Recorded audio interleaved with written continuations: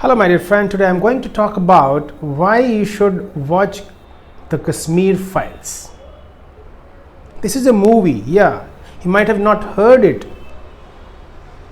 मैं इसलिए बोल रहा हूँ कि मैंने एक अपने फ्रेंड को कॉल किया और उससे मैंने पूछा कि क्या तुमने कश्मीर फाइल देखा? तो उसने कहा ये क्या होता है कश्मीर फाइल्स? तो मैंने सोचा कि चलो इसके लिए मुझे एक वीडियो बना देना चाहिए ताकि लोगों को पता चले कि द कश्मीर फाइल्स क्या है और ये जो मूवी है ये आपको क्यों देखनी चाहिए। तो the Kashmir files as the name implies Kashmir के बारे में है। तो इस मूवी में जो 1990s में कश्मीरी हिंदूज को कश्मीर से निकालने का जो षड्यंत्र किया गया था, जो इवेंट हुआ था, जो घटना हुई थी,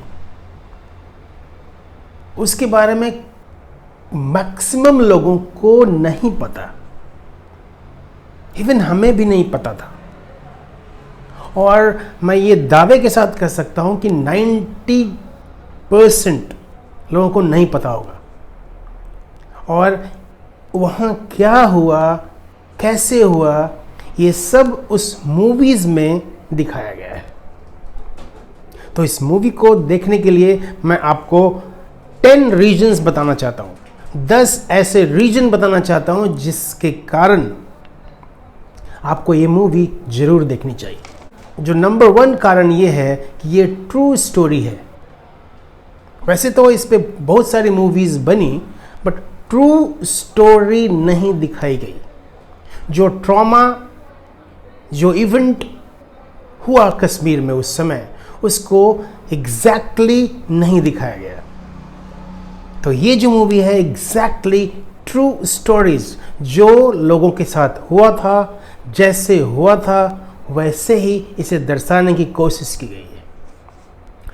दूसरा रीजन ये है कि ये जो स्टोरी है वो आपसे, हमसे, सबसे छिपाया गया। ये इसीलिए मैं बोल रहा हूं कि मैक्सिमम लोगों को ये नहीं पता है कि उस समय क्या हुआ।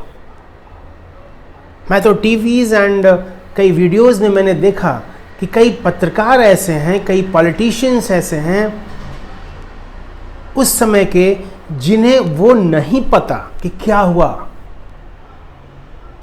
तो सोच लीजिए कि कैसे इस इवेंट को, ये जो एक्ट है, इसे छिपाया गया। जो तीसरा रीजन है वो ये है कि this movie is directed by Vivek Agnihotri. इसके बारे में भी आप शायद नहीं जानते होंगे। विवेक अग्निहोत्री वही डायरेक्टर हैं जिन्होंने ताशकंद फाइल्स बनाया। अब आप पूछेंगे ताशकंद फाइल्स क्या है? आप सर्च करिए गूगल में, देखिए क्या है द ताशकंद फाइल्स। इन्होंने ही एक मूवी और बनाया, बुड्ढा इन ट्रैफिक जैम। आपने इसका भी नाम नहीं सुना होगा। जस्ट चेक इट, देखिए कि क्या है उसके अंदर। जो चौथा रीजन है वो ये है कि ये मूवी जो है ये फुल ऑफ इमोशंस है, फुल ऑफ ट्रेजेडी है। जो लोग देख रहे हैं मूवीज को, through out the movies they were crying. लोगों के आंसू निकल रहे हैं,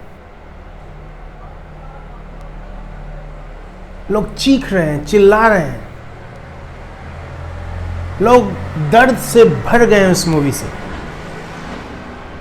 तो ये मूवी को जरूर देखिए और जानिए कि क्या हुआ था उस समय।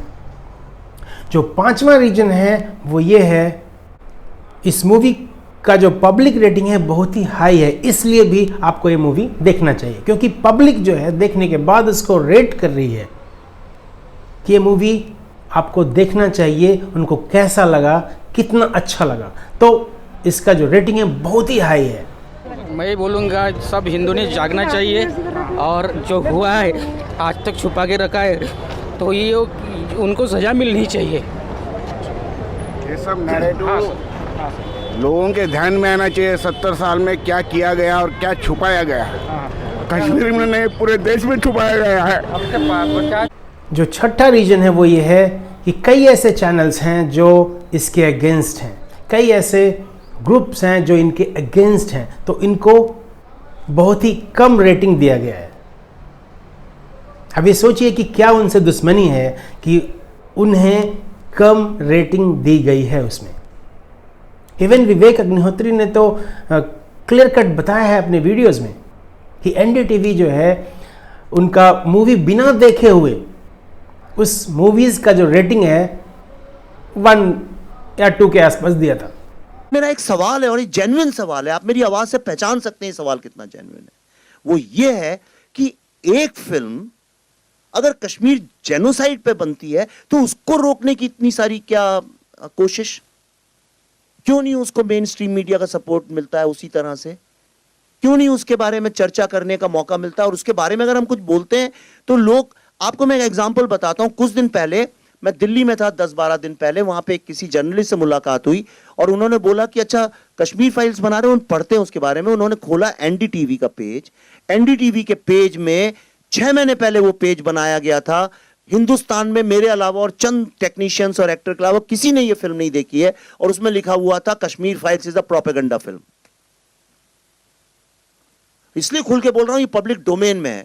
उसके ऊपर ऑप इंडिया ने एक एक्सपोजे किया, और जब उन्होंने एक्सपोजे किया तो एनडीटीवी ने चोरी से, चुपके से, बिना अपॉलॉजी मांगे हुए उस वर्ड को डिलीट कर दिया और सिर्फ लिख दिया कि इट्स अ फिल्म बाय विवेक रंजन अग्निहोत्री। तो ये जो चीजें हैं आपको और भी मोटिवेट करेगी इस वीडियो को देखने के लिए। जो 7वां रीजन है वो ये है कि विवेक अग्निहोत्री ने ये भी बताया कि कपिल शर्मा शो, जानते हैं कपिल शर्मा शो? कपिल शर्मा शो में आपने देखा होगा कई मूवीज़, जो नए नए मूवीज़ आते हैं उनके लोगों को बुलाया जाता है, उनसे बात किया जाता है, उनको प्रमोशन किया जाता है। तो इन्होंने भी ट्राई किया होगा वहाँ आने के लिए, लेकिन कपिल शर्मा शो में इन्हें स्ट्रेट वे मना कर दिया गया।